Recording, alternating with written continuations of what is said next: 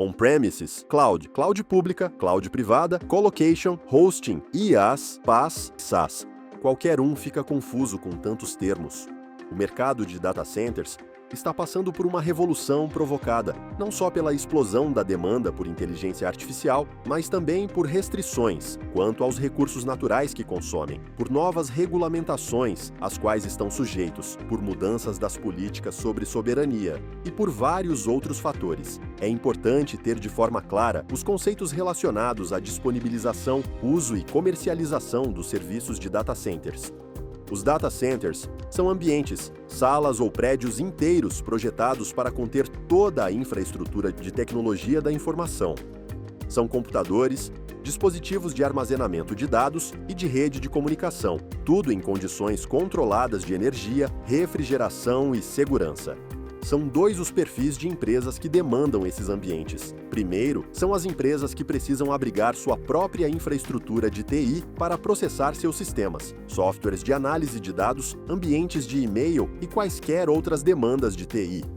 Dizemos que esse é um data center que contém a infraestrutura para processar as informações do próprio dono do data center. O outro perfil de empresas que demandam data center são aquelas que pretendem alugar a sua infraestrutura ou prestar serviços de TI para outras empresas que, por variados motivos, não consideram viável ter o seu próprio data center. Dizemos que esse é um data center de um provedor de serviços de data center ou de serviços de cloud. É fácil perceber que, normalmente, esses data centers são bem maiores que os data centers das empresas, pois são feitos para atender às demandas de inúmeras empresas.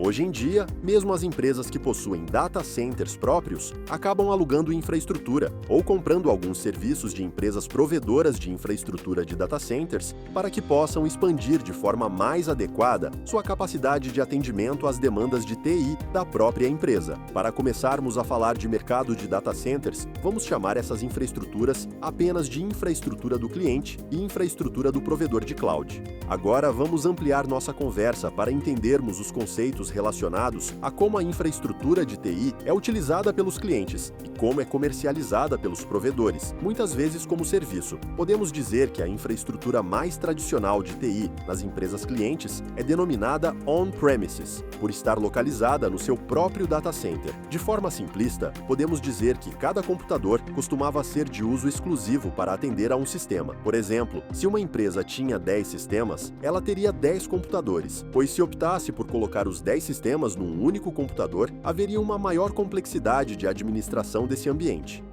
Atualmente, os computadores são empilhados dentro de armários, chamados de rack. Se faltar espaço no data center da empresa, é possível alugar espaço no provedor e levar alguns dos computadores da empresa para o data center de um provedor. Esse aluguel de espaço para o cliente colocar seus próprios computadores chama-se colocation. Mas caso o cliente queira apenas alugar alguns dos muitos computadores do provedor, isso chama-se hosting. Por serem computadores alugados, os serviços de administração da infraestrutura são de responsabilidade do provedor, chamados de serviços gerenciados, facilitando a vida do cliente.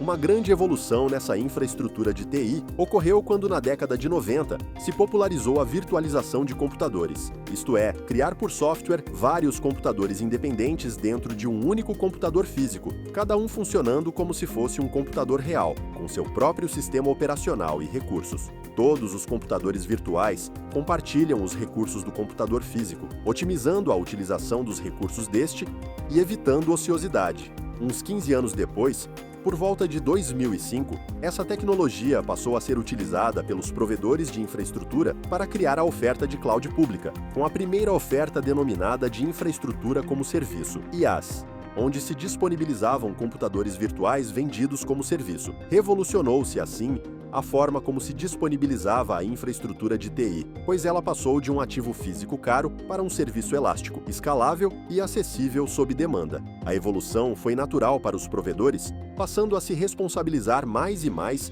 pelos serviços de gestão, ampliando os serviços de gestão dos computadores físicos e virtuais para serviços gerenciados que contemplavam a gestão dos sistemas operacionais e bancos de dados, PaaS, e depois a gestão das aplicações, uma oferta denominada SaaS, como as de ERP e CRM. Tudo isso compartilhando a mesma infraestrutura física para diversas empresas via ambientes virtuais. As inovações da Public Cloud rapidamente foram adotadas pelas empresas para facilitar a disponibilização da infraestrutura de TI e suas aplicações. Esse ambiente dentro dos data centers das empresas ganhava em requisitos de segurança, por estarem completamente dentro da infraestrutura da própria empresa, tendo sido chamada de cloud privada para atender empresas que queriam usar a cloud, mas não queriam ou não podiam usar a nuvem pública, principalmente por questões de segurança e conformidade. Para não perderem os clientes que tinham essa necessidade de maior segurança, os provedores criaram a Hosted Private Cloud nos seus data centers, mas com a infraestrutura dedicada a um único cliente, com isolamento total físico ou lógico. Isso mantém parte das vantagens da nuvem pública, como automação, autosserviço e cobrança flexível, mas com maior controle e segurança. Mas como você pode ter notado, a segurança da cloud privada ainda é maior do que a da cloud privada hospedada no provedor, pois este ambiente não está no data center do cliente. Assim veio a última evolução, com a disponibilização do ambiente de Provider Private Cloud dentro do data center do cliente, mas com computadores sendo de propriedade do provedor, assim como serviços de gestão sendo prestados por ele, os Managed Services. Agora que cobrimos os principais modelos de uso e comercialização de infraestrutura de TI nos data centers das empresas e dos provedores, vamos resumidamente mostrar como é o balanço entre compartilhamento e isolamento dos recursos em cada oferta.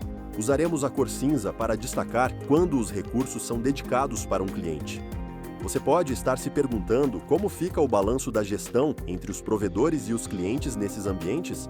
E essa é uma ótima pergunta, e vamos usar o tom da cor azul para mostrar isso. Quanto mais escuro o tom do azul, maior o nível dos serviços gerenciados ofertado pelo provedor de cloud. Para finalizar, vejamos alguns exemplos de empresas e seus papéis no mercado de data centers. Muitas organizações possuem data centers próprios, assim como diversos provedores de serviços de nuvem, incluindo as Big Techs. No entanto, assim como existem empresas sem data centers próprios, há também provedores de cloud que operam utilizando data centers de terceiros, mesmo entre aqueles que possuem infraestrutura própria. É comum o uso complementar de data centers de parceiros para expandir sua cobertura geográfica ou atender demandas regionais específicas, prática adotada inclusive pelas grandes provedoras globais. Por fim, as Big Techs também oferecem soluções de cloud privada hospedadas dentro dos data centers dos próprios clientes, unindo a flexibilidade da nuvem à segurança e ao controle de um ambiente local.